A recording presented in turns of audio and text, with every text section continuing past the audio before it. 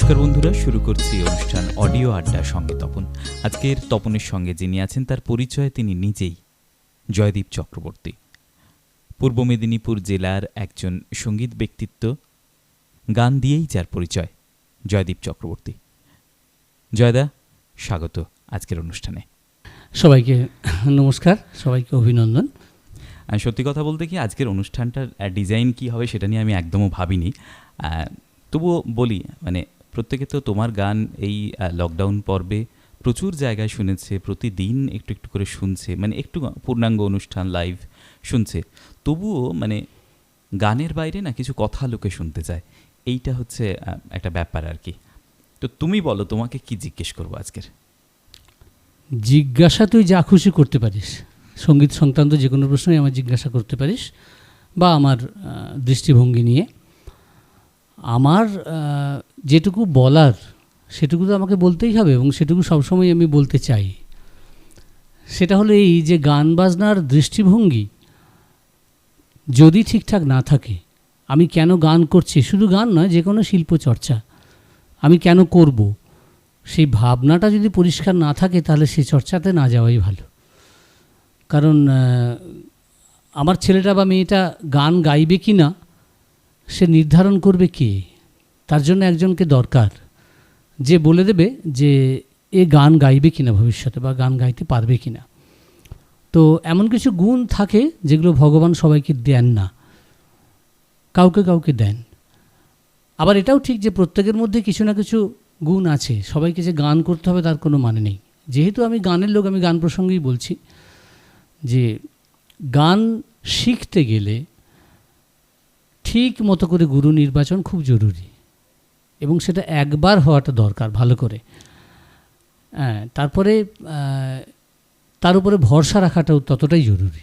মানে গুরু নির্বাচন এবং গুরুর প্রতি ভরসা রাখাটা খুব জরুরি। হ্যাঁ, এবং হিসেবে ফেলা যাবে না। তো এই হিসেবে ফেলার কথা বলতে আমার একটা কথা খুব মনে হয় যে এখন দেখি ছাত্রছাত্রীরা এখন না মাপতে শুরু করে গুরুকে। এটা কি তুমি কখনো রিয়ালাইজ করেছো? হ্যাঁ, 100 বার। আমার ক্লাস 1-2-তে পড়া ছাত্র আমি গান শেখাতে ঢোকানোর সঙ্গে সঙ্গে ঘড়িটা দেখে নেয়, তাই না? আবার গানটা শেখাতে যখন আমি তাহলে চলি, তুমি তাহলে এটা করে রেখো বললেই একবার ঘড়িটা দেখে, বলা আছে তাকে না যে আমার এতটা সময়। হ্যাঁ, আজকে তো একদম কি ব্যস্ত আছেন নাকি আপনি? হ্যাঁ, মানে আমি বেরিয়ে যাওয়ার সময় আমাকে আমার অভিভাবক বলছেন আর কি, আমার ছাত্রের অভিভাবক, আজকে কি ব্যস্ত আছেন? বললাম না তো, ব্যস্ত নেই। না, আজকে খুব অল্প সময়, আমি প্রয়োজন বোধ করলাম অল্প সময়, তাই। ক্লাস থেকে সরে আমি একটু মঞ্চের দিকে যাচ্ছি। হ্যাঁ, লোকে গান শোনে না, গান গোনে, কথাটা তুমি কতখানি সমর্থন করো মঞ্চের উদ্যোক্তারা? আমার ক্ষেত্রে কিন্তু এটা হয়নি ভাই। তার কারণ আমি উদ্যোক্তা নির্বাচনে ভীষণ কনজারভেটিভ। কিন্তু একটা সময় তো তোমাকে প্রচুর মঞ্চে দেখা যেত, এখন হয়তো কমেছে। এখন তো প্রায় নেই বলা যায়, দেখা যেত। আমি ঠক্কর খেয়েছি, খাইনি তা নয়, তবে এই প্রশ্নের সম্মুখীন হয়নি আপনি এত কম সময় করলেন। আসলে ঈশ্বরের করুণায় অনুষ্ঠানের এফেক্টটা এমন পড়ে, সময়টা বোধহয় উদ্যোক্তারা ভুলে যান বা কিছু একটা। তবে আমার মনে হয় না যে আমি সবসময় তৃষ্ণা রেখে মঞ্চ থেকে নামতে ভালোবাসি, এবং সেটা সবসময় সে যতক্ষণই করি না কেন ওটা থেকে যায়। এটা ঈশ্বরের অসীম করুণা, গুরুর আশীর্বাদে আমার আছে। তো আছে হয়তো কোনো উদ্যোক্তা এইভাবে গান গোনেন, কিন্তু আমার ক্ষেত্রে এটা কখনো সামনাসামনি প্রকাশিত হয়নি। আর তাহলে একটা কি গান শুনতে পারি এখন? গান নিয়ে কথা বলতে গেলে তো প্রথমেই গুরুদের কথা মনে পড়ে, কারণ আমি যেটুকু যা শিখেছি, যেটুকু যা করেছি, পেয়েছি, সবই তো তাঁদের কৃপায়। তো সেই প্রসঙ্গে পরে আলোচনা করব, কারা আছেন, কি ব্যাপার। তো যেটা আমার বলার সেটা হচ্ছে আমার শেখা প্রথম রবীন্দ্রসঙ্গীত আমার মাস্টারমশাইয়ের কাছে। একটুখানি গাইছি। তোমারও বাণী শরণখানি আজি বাদল পবনে, নিশীথে বাড়ি পতন সম ধ্বনিছে মম শ্রবণে, আজি বাদল পবনে। সে বাণী যেন গানেতে লেখা দিতেছে আঁকি সুরের রেখা, সে বাণী যেন গানেতে লেখা। দিতেছে আঁকি সুরের রেখা, যে পথ দিয়ে তোমারি প্রিয়ে চরণ গেল চলিয়া। তোমার গীতি জাগালো স্মৃতি। এটা আমার শেখা প্রথম রবীন্দ্রসঙ্গীত। সাধারণত বাচ্চাদের গান শেখানোর ক্ষেত্রে, যদিও আমি যখন শিখি বা গানটা যখন গাই আমি 4-এ পড়ি, প্রায় 1 বছর উনি আমাকে গান দেননি, তো এই গান দিয়ে উনি শুরু করেছিলেন। ঠিক আছে, একটু গান কথাও হবে, একটু চা খেতে খেতে কথা হোক। আচ্ছা, হ্যাঁ, যে কথা বলছিলাম, তুমি ক্লাস 3-তে গান করা শুরু করেছো। 3 থেকে 4 1 বছর তোমার এমনি চর্চা, স্বরচর্চা বা গলার চর্চা, তারপরে গান। গান যখন শিখি তখনও স্বরচর্চাই চলছে। তো বলার সাহস তো ছিল না, কোনো প্রশ্নই ওঠে না, কারণ মাস্টারমশাই মানে সে দুর্বাসা মুনির মতো, সাহসই হতো না যে। প্রথমে কি তোমার মানে শাস্ত্রীয় সঙ্গীত দিয়েই শুরু তোমার? বলা যেতে পারে, কারণ তখন যে ধরনের গান শেখানো হতো শুরুতেই বন্দেশ দিয়ে শুরু হতো, কিন্তু আমার শেখানোটা অবশ্য আমার নিজের কিছুটা ভাবনা। তারপরে আমার গুরুজি, পরে আমি যার কাছে গিয়েছিলাম, তার আমি বলবো, এগুলো পরেই বলবো আমার গুরুদের সম্পর্কে, তার থেকে জীবন দর্শনটা শিখেছি, গান শেখানোটা আমি ওখান থেকে শিখেছি। তুমি প্রথমে একটা কথা বলছিলে যে ভগবান, তুমি ঈশ্বরে বিশ্বাস করো তার মানে? হ্যাঁ, করি, অবশ্যই করি, অবশ্যই করি। এখানে একটু অন্য প্রশ্নে যাই, একটু পরিণত প্রশ্ন বলা যেতে পারে। তোমার কথাবার্তার মধ্যে বিভিন্ন সময় বামপন্থী মনোভাব আমি লক্ষ্য করেছি। আচ্ছা, রাজনীতিগতভাবে তুমি কোন দর্শনে বিশ্বাসী? পার্টিকুলার কোনো রাজনৈতিক দর্শনে বিশ্বাস করে উঠতে পারি না আজকাল, কারণ আমি বিশ্বাস করি যে রাজনীতি, যদিও খুব বিতর্কিত কথা এটা, যে রাজনীতি মানুষের অধিকার লঙ্ঘন করে সে রাজনীতি না থাকাই ভালো। তো আমি বামপন্থায় বিশ্বাসী বললে ভুল হবে, আমি বামপন্থী বাড়ির ছেলে, এবং সেটা অনেকেই জানে, এবং সক্রিয়ভাবে রাজনীতির সঙ্গে অনেকটাই যুক্ত ছিলাম একটা সময়, এবং সে শিলমোহর আজও আমার গায়ে লেগে আছে, তাতে আমার কোনো আফসোস নেই, দুঃখ নেই। কিন্তু সমস্যা এটাই হলো যে প্র্যাকটিক্যালি মানুষের জন্য যদি কাজ করতে হয়, সমাজকে যদি শাসন করতে হয়, তাহলে প্রথমেই যেটা করতে হবে সেটা সমাজের যারা উপকরণ মানুষ, তাদেরকে তার অধিকারটা দিতে হবে। সেটা লঙ্ঘন হলে মুশকিল, সেটা হয় না। একটু অন্যদিকে চলে যাচ্ছিলাম, তুমি যেটা বলছিলে সেই কথাটা বলো। হ্যাঁ, আমার গানের গুরু 3 জন। আমি গান শেখা শুরু করি স্বর্গীয় শ্রী দয়ানন্দ জানার কাছে, আমার পাশের গ্রামে থাকতেন। ভীষণ রাগী, জেদি এবং সৎ মানুষ, ভীষণ রাগী। ওনার কাছে কত বছর? ওনার কাছে আমি ক্লাস 3 থেকে ক্লাস 12 অবধি। আচ্ছা, মানে আমার 9 বছর। হ্যাঁ, মানে আমার সঙ্গীতের সংক্রমণ মনের মধ্যে যা ঘটেছে তা উনিই দিয়েছেন, উনিই ঘটিয়েছেন। ভালোবাসা, দারুণ একটা শব্দ বললে, সঙ্গীতের সংক্রমণ। হ্যাঁ, গান আসলে গান যখন শেখা শুরু করে কোনো ছাত্র, তখন তার গুরু বুঝতে পেরে যায় যে গান করবে কিনা ভালোবেসে, কিন্তু তাকে বছর 5 তো ঘাড়ে ধরে করাতে হবে, সে এক শাসন। তখন কিছুদিন বাদেই তো যে কোনো বাচ্চারই একটা বিরক্তি লাগে, অসহনীয় একটা কষ্ট। হ্যাঁ, রেওয়াজ করাটা যেন একটা কষ্টের মতো। এবার কি বাবা মার সাপোর্টটা কিন্তু অনেক বেশি। কেন? আমি রেয়াজ করব কি না নির্ধারণ করবে আমার বাবা মা।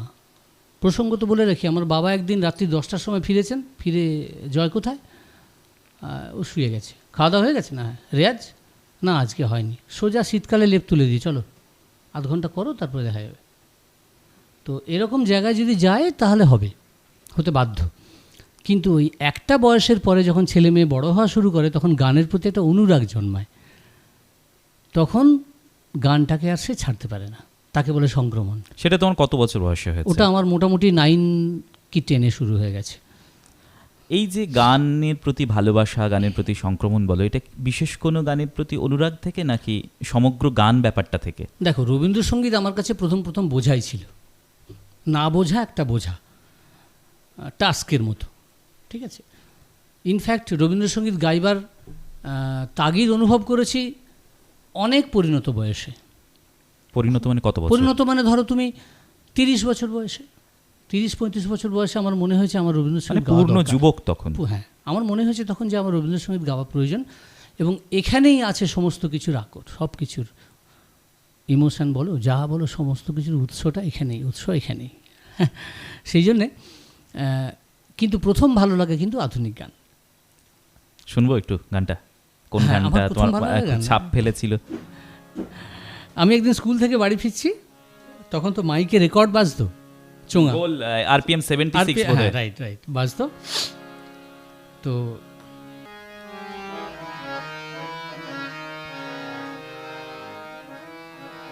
একটুখানি গাইছি। আজকে যেভাবে হোক খুঁজবো তাকে, জানবো সে অপরূপা কোথায় থাকে।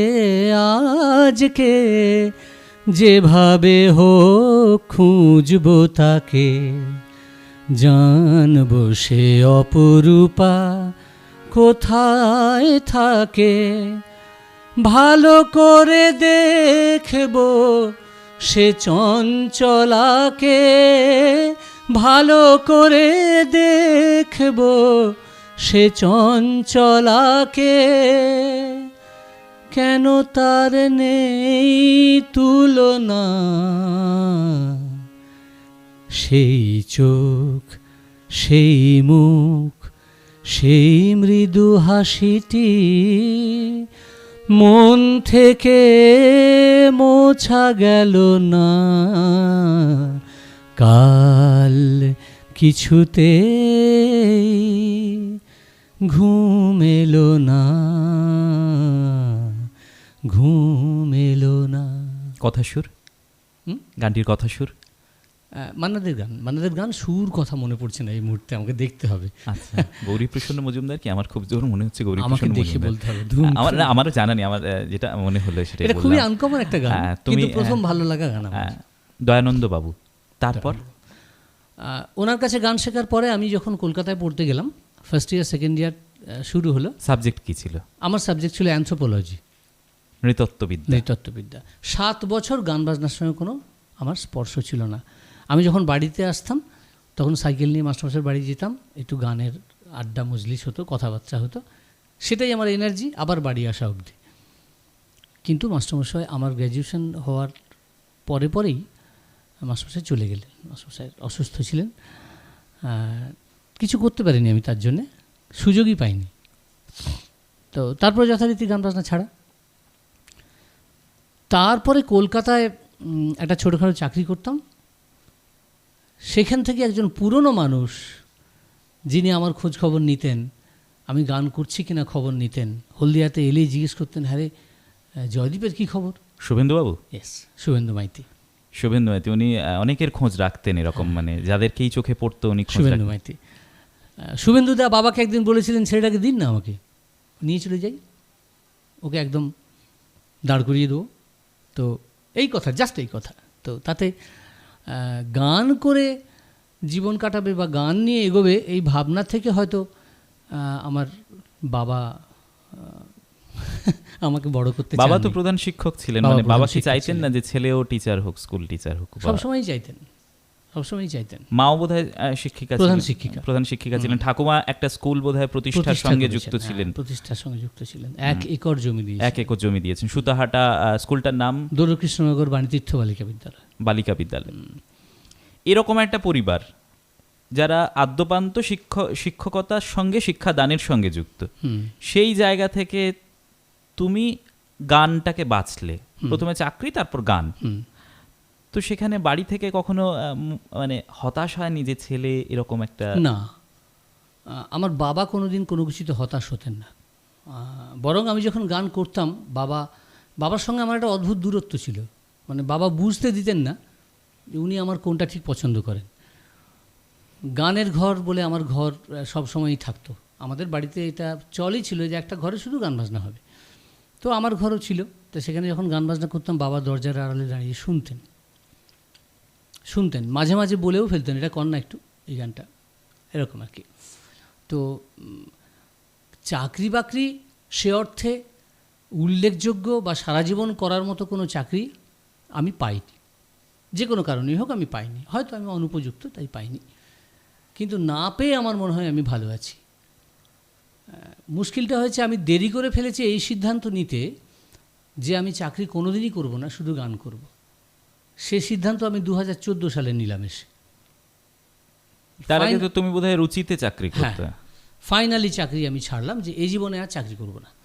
মানে চাকরি ছেড়ে দেওয়াটা কি কোনো মানে গানের প্রতি ভালোবাসা, না কোনো একটা কাজের জায়গায় বিতর্ক?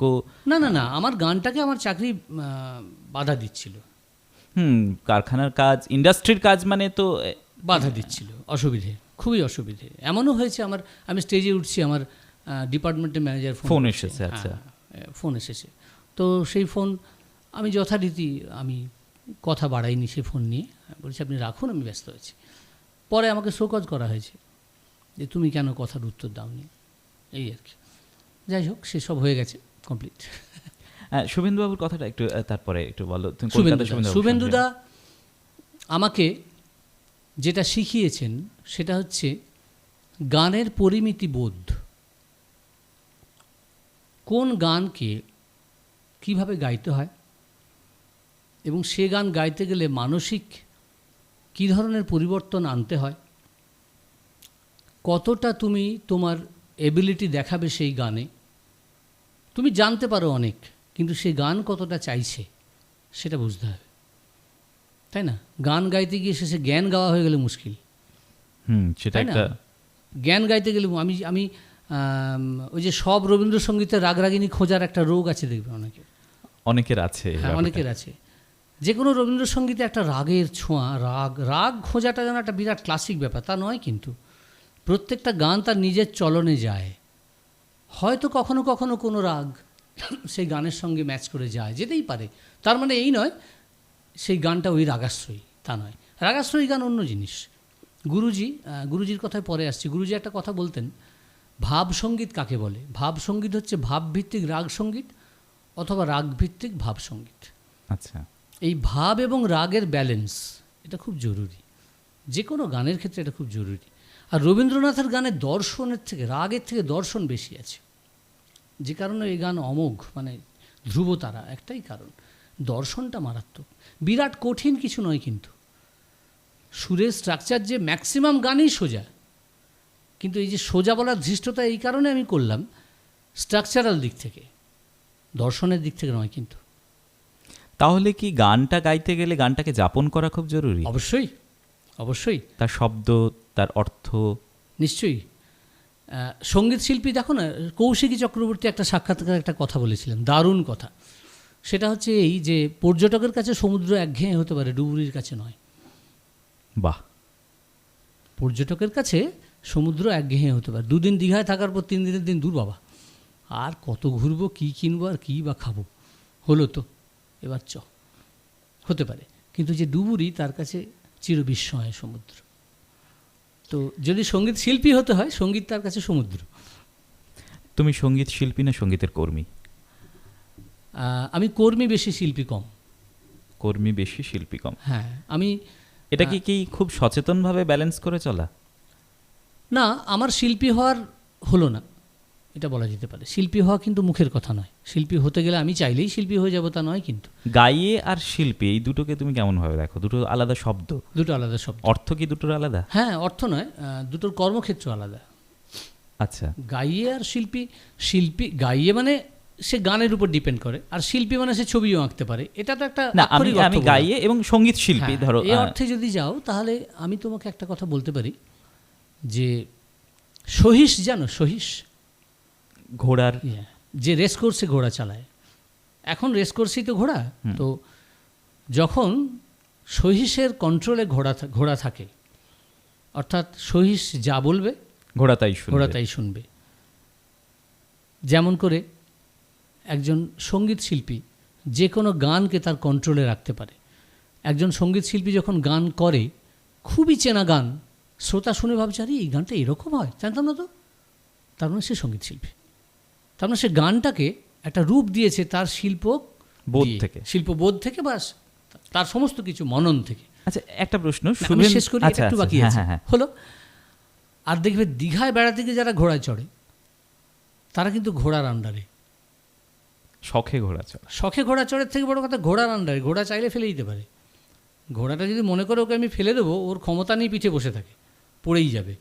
গাইয়ে হচ্ছে সেই, গাইয়ে কি না হিট গান খোঁজে, বহুশ্রুত যে গান শুনলেই লোকে উত্তম কুমারকে ভাববে, যে গান শুনলেই লোকে শাহরুখ খানকে ভাববে এবং হাততালি দেবে, সেই গান খোঁজে। কোন গান মার্কেটে চলছে সেইটা আমাকে গাইতে হবে, তখন সে গাইয়ে হয়ে গেল। বুঝতে পেরেছ? সঙ্গীত শিল্পী হচ্ছে যে কোনো গানই সুন্দর করে দেবে।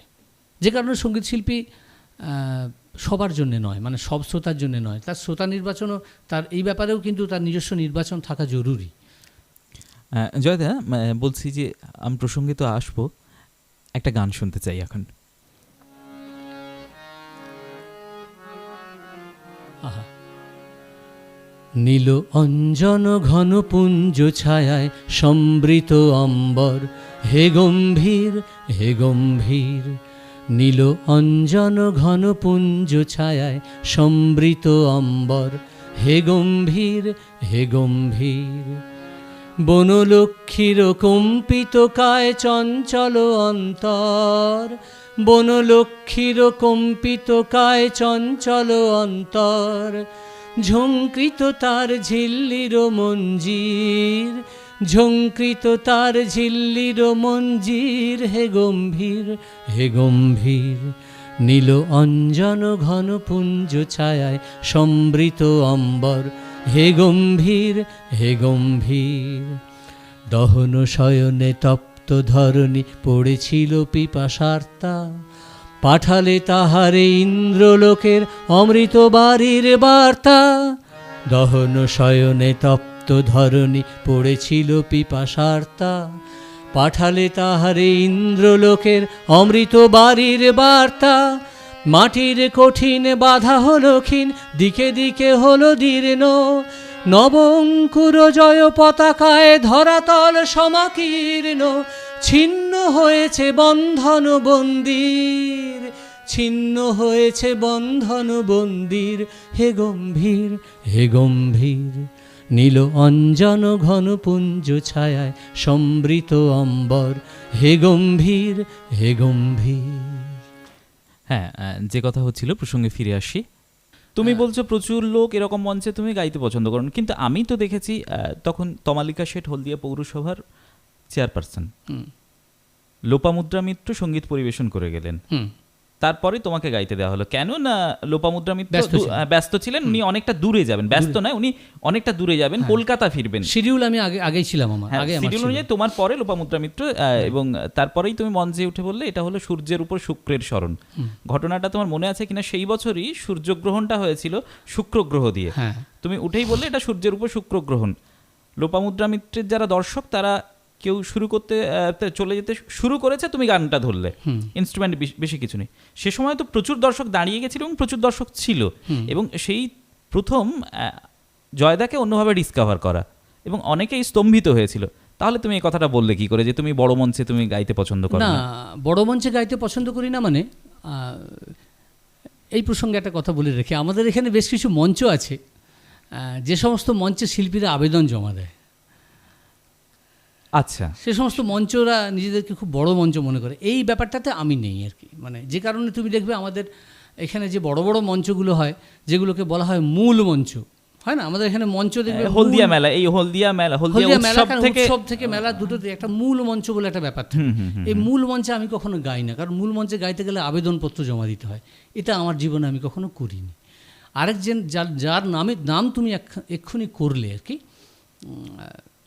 স্বর্গীয়া তমালিকা পণ্ডা শেঠ, তার সম্পর্কে আমি একটা কথাই বলি, সেটা হচ্ছে তমালিকা পণ্ডা শেঠ হচ্ছে একমাত্র ব্যক্তিত্ব, রাজনৈতিক ব্যক্তিত্ব বলো বা প্রশাসনিক ব্যক্তিত্ব বলো, যিনি আমাকে একমাত্র শেষ ব্যক্তিত্ব যিনি আমাকে সম্মানের সঙ্গে চিঠি দিয়ে অনুষ্ঠান করতে ডাকতেন। উনি এটা ছিল মানে তখনও আমি আমার যদিও আমার নিজের কথা বলার জায়গা এটা নয়, তবুও বলি যে তমালিকা সেটের প্রসঙ্গ যখন উঠলো, আমি তো তখন খুবই ছোট, আমার বাড়িতেও হলদিয়া পৌরসভা চিঠি আছে আপনাকে অনুষ্ঠান করার জন্য অনুরোধ করা হচ্ছে, নিচে ওনার সই আছে। হ্যাঁ, ওনার সই আছে এবং সে সঙ্গে কনসেন্ট লেটার আছে, আমি রাজি কিনা। হ্যাঁ, এই ব্যাপারটা এই যে সংস্কৃতি, এটা ওইখানেই ছিল। ওই আমি তারপরে হয়তো আছে, আমি জানি না, আমার অবধি এসে পৌঁছয়নি, হয়তো আছে।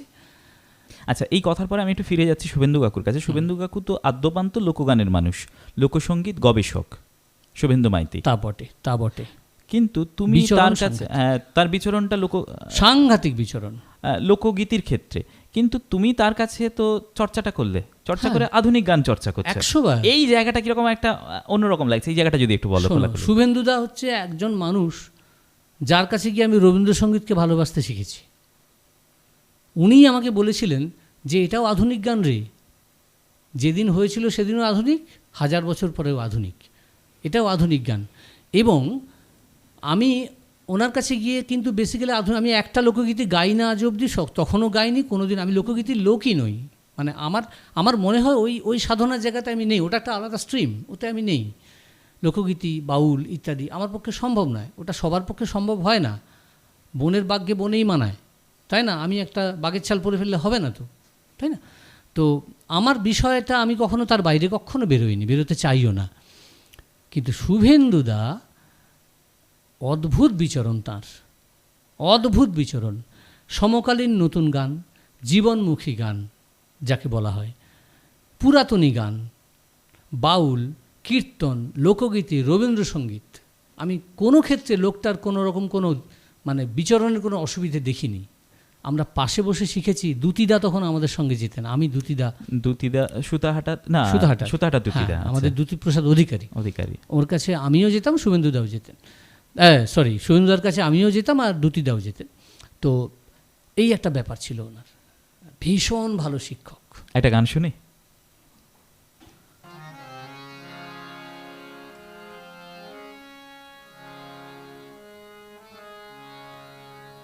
আমার স্বপন কিনতে পারে এমন আমির কই, আমার জল ছবিতে রং মেলাবে এমন আবির কই।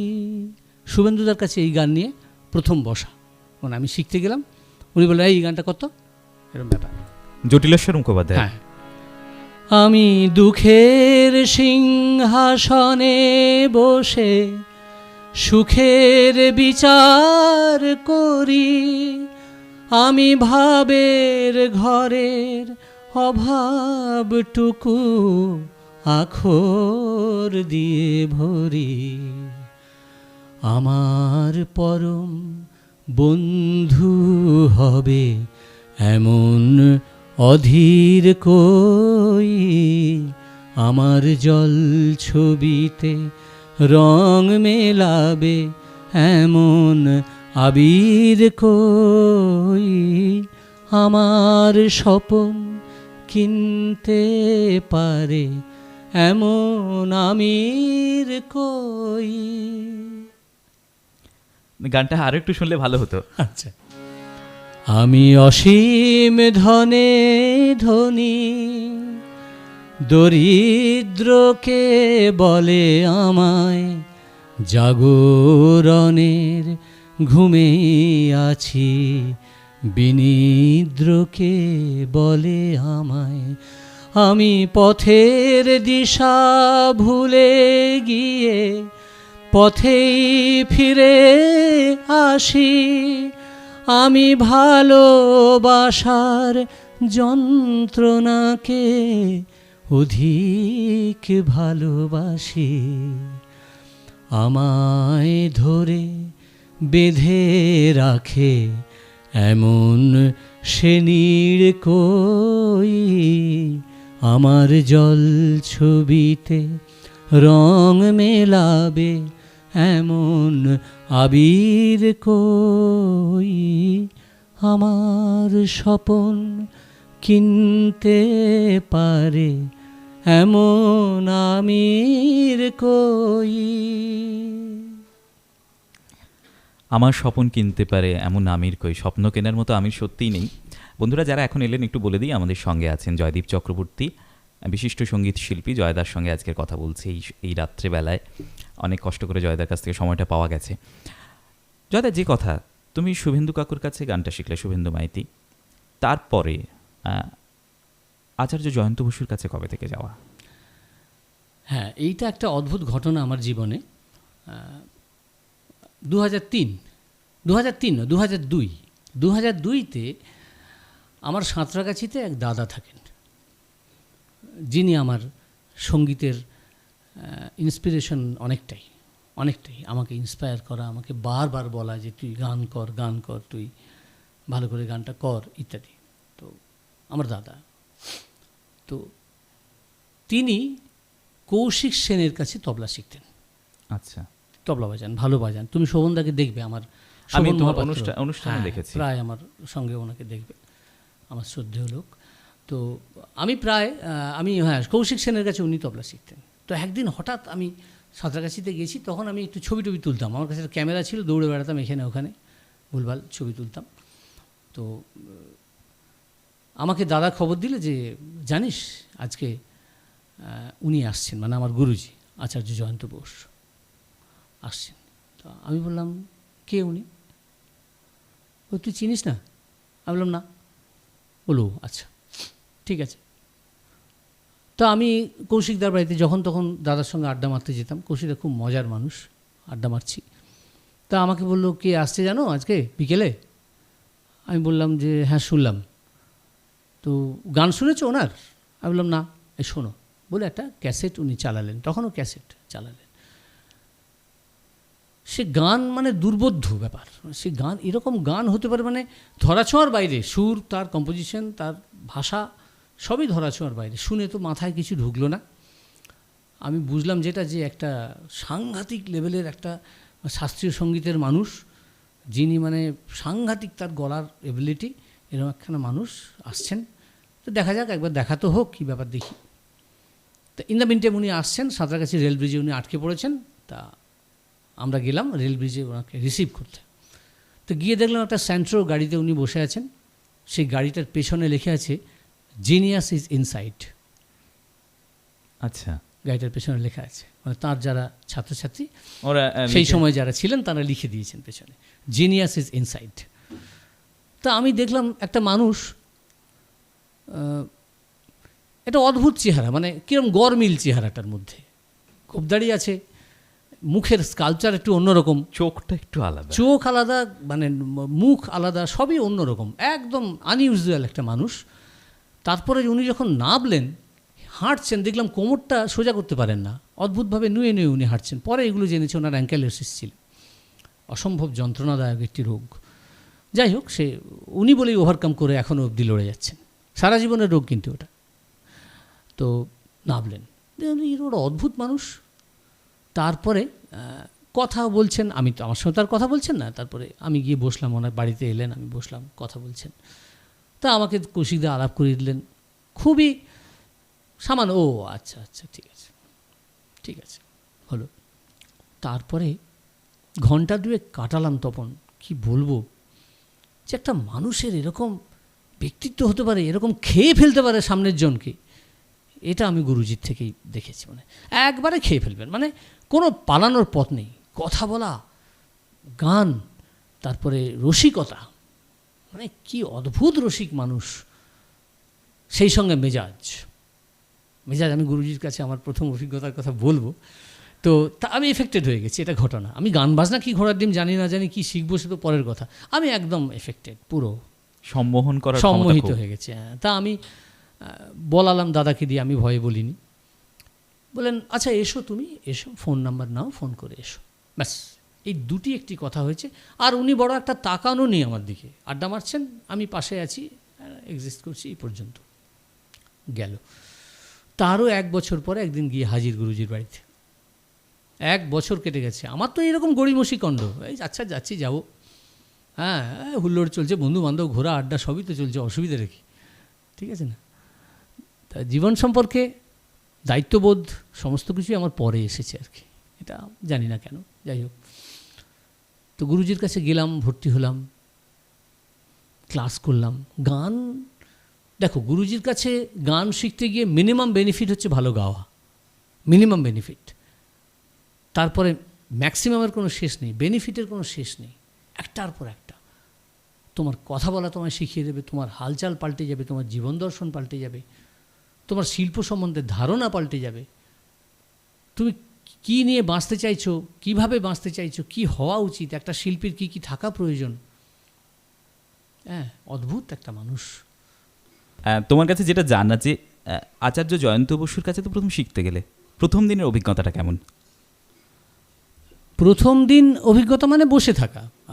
সকালে গিয়ে আমি পৌঁছতাম মোটামুটি 10টার দিকে, বাড়ি ফিরতাম, ওখান থেকে বেরোতাম 4টে কতর দিকে, এরকম বসে থাকা, বসে বসে বসে বসে ইত্যাদি। প্রথম দিনের অভিজ্ঞতাটা তেমন কিছু ইম্পর্টেন্ট নয়, ইম্পর্টেন্ট হচ্ছে গুরুজির কাছে একটা অদ্ভুত অভিজ্ঞতা হয়েছিল আমার। গুরুজি হঠাৎ আমাকে বললেন, তখনও মানে নামটা উনি একদম নতুন, তো আমি তুমি বলতেন তখন, তুমি জয়দীপ তো না, হ্যাঁ, তুমি একটু আমার জন্য সিগারেট এনে দাও তো একটা প্যাকেট। আমি বললাম হ্যাঁ গুরুজি। তা আমি বেরিয়ে যাচ্ছি, বললো টাকা নিয়ে যাও। তা বললাম আচ্ছা আমি নিয়ে আসি না, বেরিয়ে গেলাম।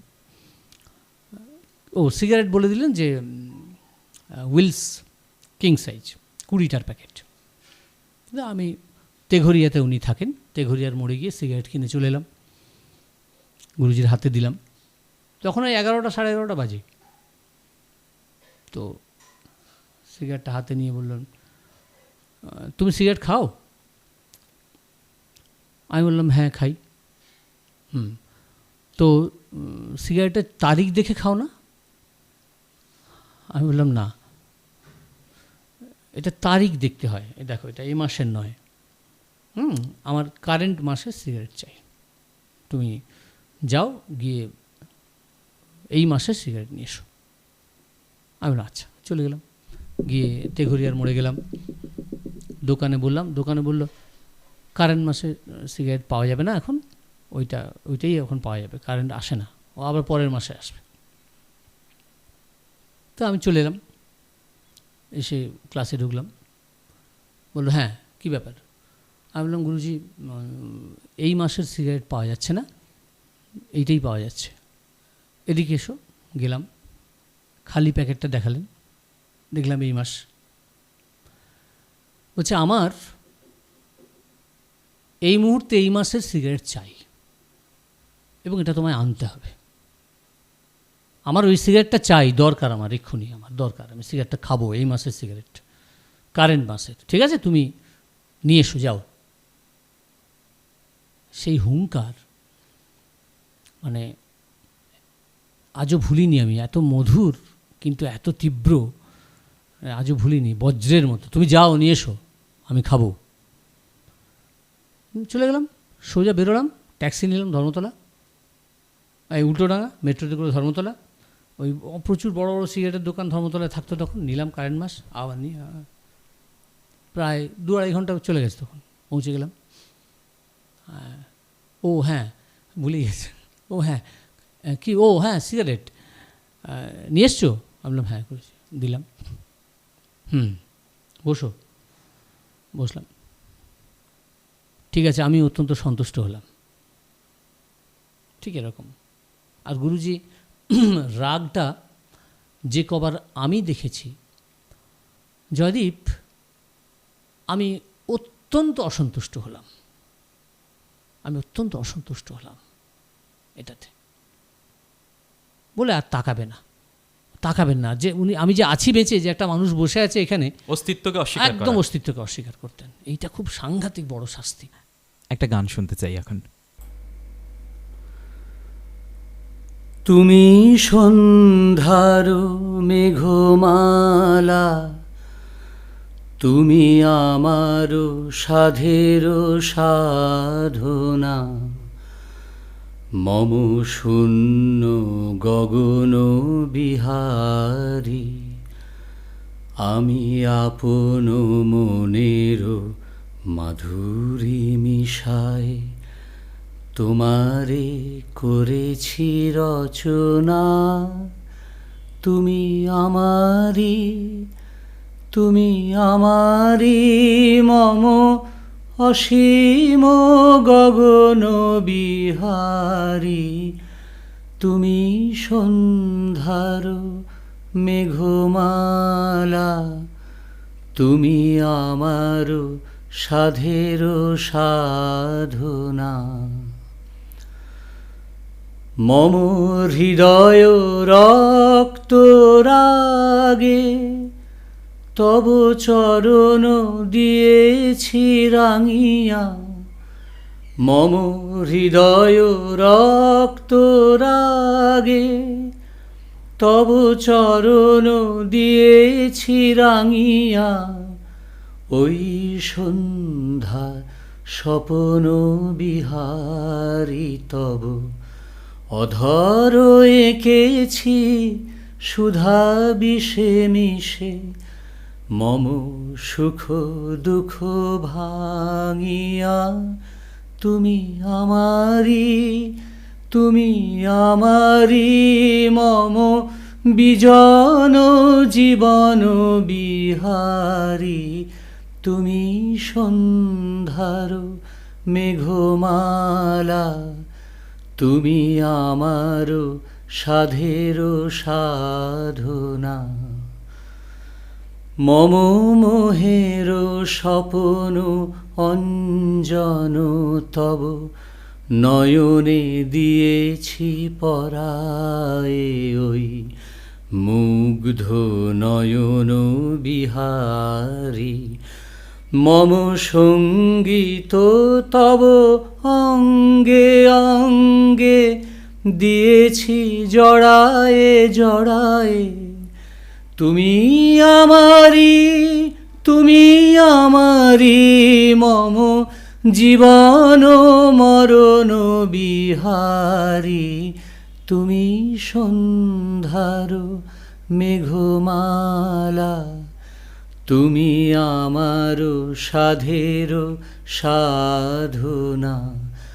মম শূন্য গগন বিহারী, আমি আপন মনের মাধুরী মিশায় তোমারে করেছি রচনা, তুমি আমারি, তুমি আমারি মম অসীম গগন বিহারী, তুমি সন্ধ্যার মেঘমালা, তুমি আমার সাধের সাধনা।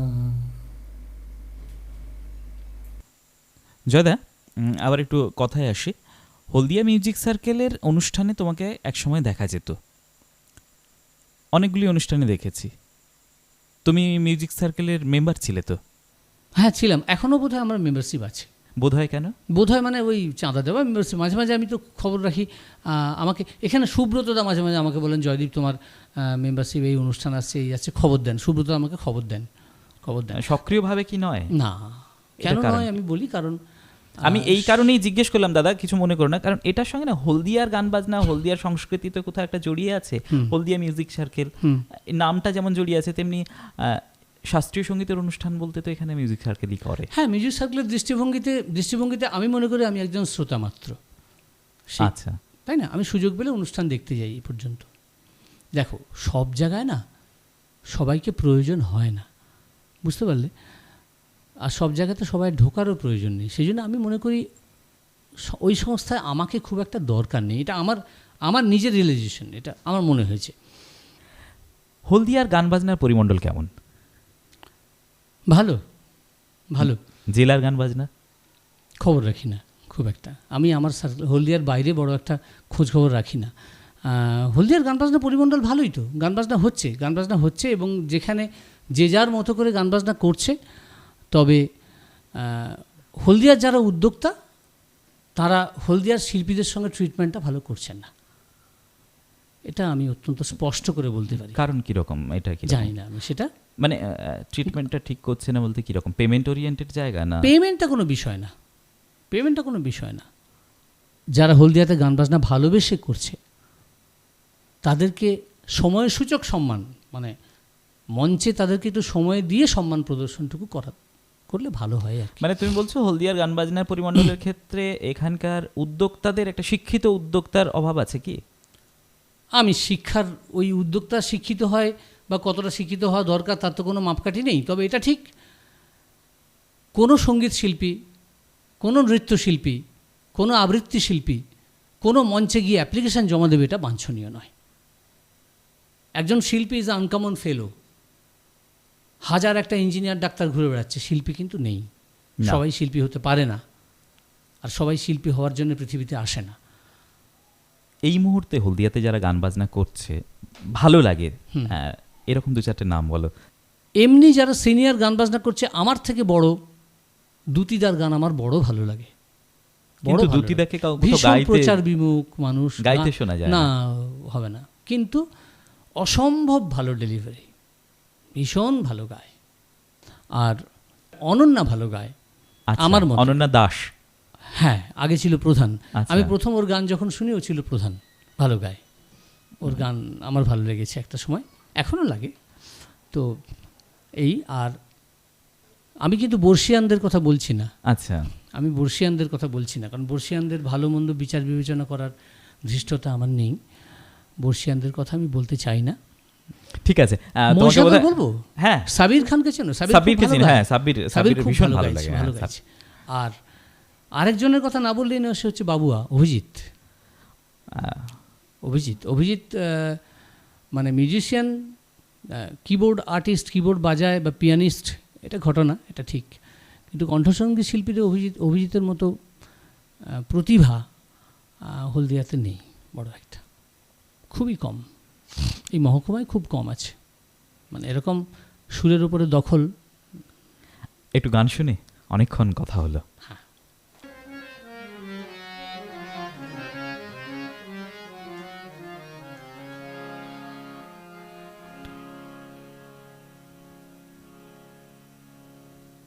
মনে হলো যেন পেরিয়ে এলেম অন্তবিহীন পথ, আসিতে তোমার দ্বারে মনে হলো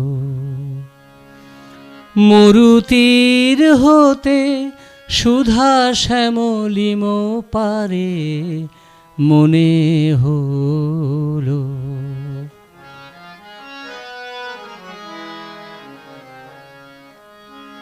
পথ হতে আমি গাঁথিয়া এনেছি সিক্ত জুথির মালা, সকরুণ নিবেদনের গন্ধ ঢালা। পথ হতে আমি গাঁথিয়া এনেছি সিক্ত জুথির মালা, সকরুণ নিবেদনের গন্ধ ঢালা। লজ্জা দিও না, দিও না, লজ্জা দিও না তারে মনে হলো যেন পেরিয়ে এলেম অন্তবিহীন পথ, আসিতে তোমার দ্বারে মনে হলো সজল মেঘের ছায়া ঘনাইছে বনে বনে, পথ হারানোর বাজিছে বেদনা সমীরণে।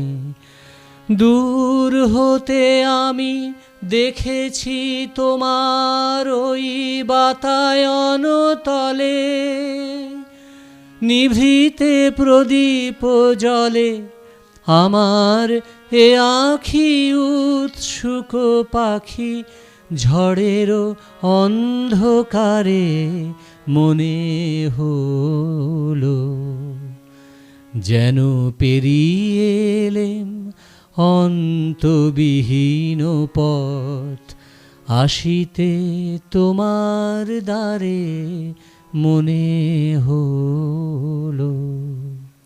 আমাদের অনেকের মনে প্রশ্ন, এবং আমরা যখন আলোচনা করি, চর্চা করি, সেই চর্চার বিষয়ে কখনো কখনো তুমি হয়ে থাকো, তোমার অনুপস্থিতিতেই চর্চা হয়। কিন্তু একটা প্রশ্ন আমাদের অনেকেরই, যে বৃহত্তর ক্ষেত্রে তোমাকে আর দেখা গেল না কেন গান বৃহত্তর বাজনার ক্ষেত্রে প্রতি? মানে? গণমাধ্যমগুলোতে। ও আচ্ছা, গণমাধ্যম মানে ঠিক আছে, এখন সোশ্যাল মিডিয়া আছে তো, আর কি বৃহত্তরে চাই তোমার? তো একসঙ্গে হাজার হাজার ভিউ হয়ে যাচ্ছে, 1000, 1500, 4000, সেটা তো 3000 আজকের, শুনছে লোকে তো। হ্যাঁ আমার। শুনছে, হ্যাঁ। কিন্তু সেটা আমি- আজকের। ধরো এই দূরদর্শন, মানে এখনো লোকে দূরদর্শন, আমি অনেককেই দেখেছি দূরদর্শনে সকাল সকাল অনুষ্ঠানে গাইতে পারলে নিজেকে ধন্য মনে করে। ও আচ্ছা আচ্ছা, হতে পারে। দেখো, আমার এটার মূল কারণ আমার অলসতা। প্রথম কথা হচ্ছে, আমি কখনো চান্সই নিই না, আমি কখনো পাঠাইনি কোথাও যে আমাকে গান করতে দেওয়া হোক, একটা ডিস্ক পাঠানো বা কাউকে ধরে একটু যাওয়া, আমি পৌঁছাইনি, হয়তো সেই কারণে। অনেকে বলে তুমি খুব অহংকারী, তা একটু বটে। কারণটা কি? কারণ আসলে আমার অহংকার কারণ মানে, আমি এমন কিছু জিনিস জীবনে পেয়েছি যেগুলো নিয়ে আমার অহংকার আছে। যেমন আমার গুরুদেরকে নিয়ে আমার অহংকার আছে। আর অহংকারটা বড় বাড়াবাড়ি রকমের বেড়েছিল একটা সময়, যে সময়টা আমি আচার্য জয়ন্ত বোসের সান্নিধ্যে ছিলাম। একটা অনুকরণীয় অহংকারী মানুষ। উনি একটা কথা আমাকে বারবার বলতেন, জয়দীপ, না বলতে শিখবি, যত বেশি না বলবি না, তত দেখবি তোকে দেখতে সুন্দর লাগবে। এই জীবনে গানটা নিয়ে বাঁচতে পারছি, এটা আমার অহংকারের বিষয়। তবে হ্যাঁ, আমার একটা আউটলুক, অহংকারী ভাব একটা আছে মনে হয় আমার। একেবারে ব্যক্তিগত প্রশ্ন, সুদর্শন একটা মানুষ, হুম, একেবারেই বিনা বিতর্কে সুদর্শন একটা মানুষ, এরকম প্রায় 6 ফুট লম্বা, তোমার উচ্চতা কত? আমার 5 ফুট, জুতো পরে 6 ফুট। জুতো পরে 6 ফুট, হ্যাঁ, প্রায় 6 ফুট, হ্যাঁ। 6 ফুট লম্বা একজন মানুষ। 6 ফুট বলার তো একটা মজা আছে না, হ্যাঁ, 6 ওই ফুট। জন্য জুতো পরে 6 ফুট। 6 ফুট লম্বা একটা মানুষ, এখনো মাথার চুল ঠিকমতো পাকেনি, পুরো সমস্ত চুলই কালো, বড় আকাঙ্ক্ষিত কবে ঝুলপিটা একটু এবং পাকবে। তারপরে খুব একদম ফর্সা, টুকটুকে ফর্সা। তোমার রূপ হুম খুব যাকে বলে যুবতী মোহন রূপ। হুম। তো এটা কখনো বিড়ম্বনার কারণ হয়ে দাঁড়ায়নি? এটা প্রতিদিনের বিড়ম্বনা তো। এখন ব্যাপার হচ্ছে কি, বয়স তো হলো, এই বয়সে এসে এই বিষয়টাকে খুব একটা প্রকটভাবে দেখাটা বোকামি ছাড়া আর কিছু নয়। আর কম বয়সে কেমনভাবে দেখেছো? হ্যাঁ, কম বয়সে খুব কেতা নিয়েছি, খুব কেতা নিয়েছি কম বয়সে। এটা এটা আমাকে সবাই বলে, বিশেষ করে সোমা, মানে আমার স্ত্রী, ও খুব কায়দা, খুব নিজে দেখতে ভালো বলে জানা, একেবারে পান্ডিতে পা পড়ে না, এই ব্যাপারটা সোমা আমাকে প্রায় বলে। তো এটা কম বয়সে ছিল। গান বাজনা করতে করতে কোনো তিক্ত অভিজ্ঞতা প্রিয়জনদের কাছ থেকে, বন্ধুর কাছ থেকে? আছে, আছে বলেই গান বাজনা করি এখনো। একটা গান শুনে।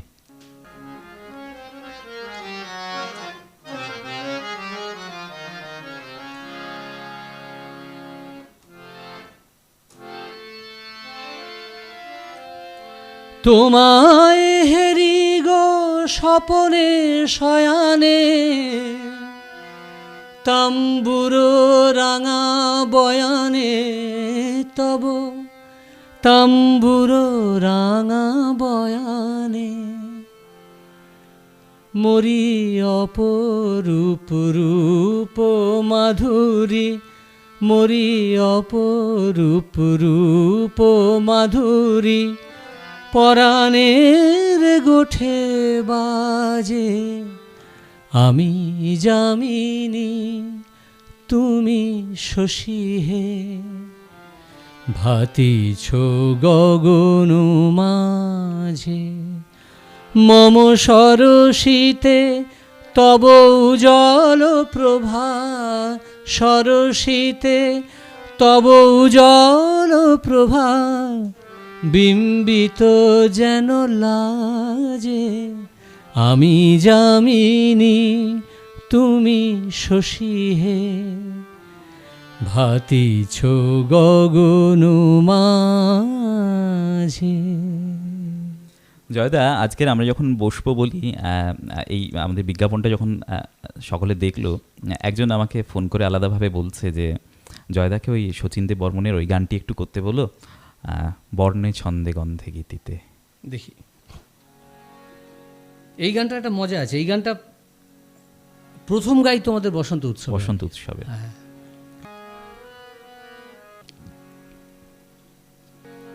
বর্ণে গন্ধে ছন্দে গীতিতে হৃদয়ে দিয়েছ দোলা, রঙেতে রাঙিয়া রাঙাইলে মোরে, একই তব হরি খেলা। তুমি যে ফাগুন রঙেরই আগুন, তুমি যে রসের ধারা, তোমার মাধুরী তোমার মদিরা করে মোরে দিশাহারা। মুক্তা যেমন শুকতির বুকে, তেমনি আমাতে তুমি, আমার পরাণে প্রেমের বিন্দু তুমি, শুধু তুমি। বর্ণে গন্ধে ছন্দে গীতিতে হৃদয়ে দিয়েছ দোলা, রঙেতে রাঙিয়া রাঙাইলে মোরে, একই তব হরি খেলা। তুমি যে ফাগুন রঙেরই আগুন, তুমি যে রসের ধারা, তোমার মাধুরী তোমার মদিরা করে মোরে দিশাহারা। মুক্তা যেমন শুকতির বুকে, তেমনি আমাতে তুমি, আমার পরাণে প্রেমের বিন্দু তুমি, শুধু তুমি। দীর্ঘ সময় ধরে বন্ধুরা জয়দা আমাদের সঙ্গে রয়েছেন। আসলে আমরা যে জায়গাটায় বসে আজকের এই অনুষ্ঠানটা করছি, পাখা চলছে না যাতে শব্দ পরিষ্কার যায়, ঘেমে জয়দা একেবারেই ঘেমে পুরো ভিজে গেছে আর কি। বর্ষায় এই সময় লোকে বৃষ্টিতে ভিজে যায়, জয়দা পুরো ঘেমে ভিজে গেছে। আমরা একেবারে শেষে যাব, যে জয়দাকে একটা প্রশ্ন, শেষ প্রশ্ন তোমার কাছে। আজকে যারা শুনছেন, এতক্ষণ আছেন আমাদের শ্রোতা বন্ধু, দর্শক এই কারণেই বলবো না, শ্রোতা আমাদের খালি শুনছেন, কান দিয়েই দেখছেন, তাদের উদ্দেশ্যে কি বলবে তুমি? আমার কৃতজ্ঞতা জানাই, কারণ আমি নিজেও জানতাম না এত মানুষ আমার গান শুনতে ভালোবাসেন। আমার শ্রোতা বন্ধুরা, আমার দর্শক, আমার যারা শুভানুধ্যায়ী, তাদের কাছে আমার অশেষ কৃতজ্ঞতা, আমার বিনম্র শ্রদ্ধা। আমি সারা জীবন কৃতজ্ঞ থাকব। আমার যে গান যদি কোনো দিন কারো মনে এতটুকু দাগ কাটে, সেটা আমার জীবনের সার্থকতা। আচার্য জয়ন্ত বসুর একটা কম্পোজিশন দিয়ে আজকের অনুষ্ঠান শেষ করব। দেখো, গুরুজির কাছে গান শিখতে গিয়ে আমি মূলত জীবন দর্শন শিখেছি, আর গলা কী করে তৈরি করতে হয় শিখেছি। সম্পূর্ণ গান শেখা হয়ে ওঠেনি, তার কারণ আমি যে সময় গেছি সে সময় আমি একজন সংসারী মানুষ। তার গান জনসমক্ষে গাইবার মতো ধৃষ্টতা আমার নেই, সত্যিই নেই। কারণ আমি মনে করি গুরুজির গান একমাত্র গুরুজিই গাইতে পারেন, আর কারো পক্ষে ওইভাবে গাওয়া সম্ভব নয়। এটা খুব কঠিন একটা পরীক্ষা আমার কাছে, বুঝলে।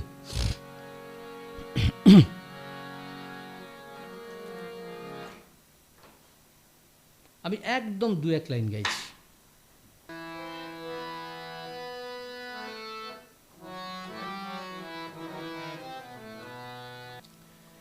কি এমন গোপন সে কথা জানিয়ে এত কানাকানি, কি হবে লুকোচুরি খেলে, একদিন হবে জানাজানি।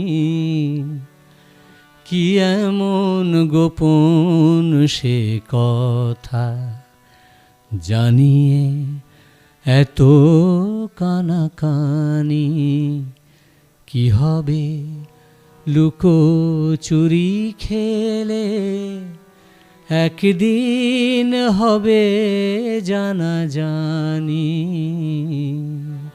কি এমন গোপন সে কথা,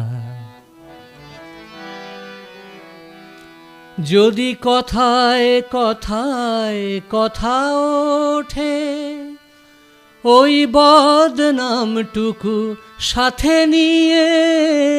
যদি কথায় কথায় কথা ওঠে, ওই বদনামটুকু সাথে নিয়ে, তবে বন্ধ হবে কি কথা বলা, ওই লোকের কথার দাম দিয়ে। নিজেকে লুকিয়ে রেখে নিজের কাছেই কেন মিছে শুধু হয়ে থাকারিনি। কি এমন গোপন সে কথা, জানিয়ে এত কানাকানি। কি হবে লুকোচুরি খেলে, একদিন হবে জানাজানি।